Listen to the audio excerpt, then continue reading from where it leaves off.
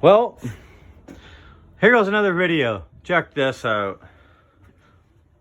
Look at my clothes. Look at the floor. It blew up everywhere. Look at that.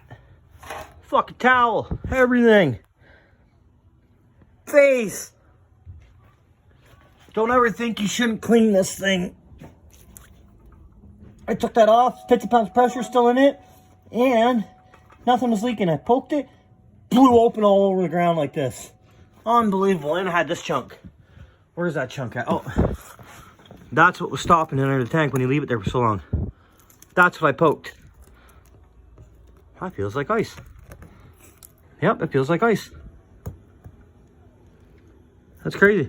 That's what was stopping 50 pounds of pressure from coming out the bottom of the tank. Crazy. She works good now. But wow.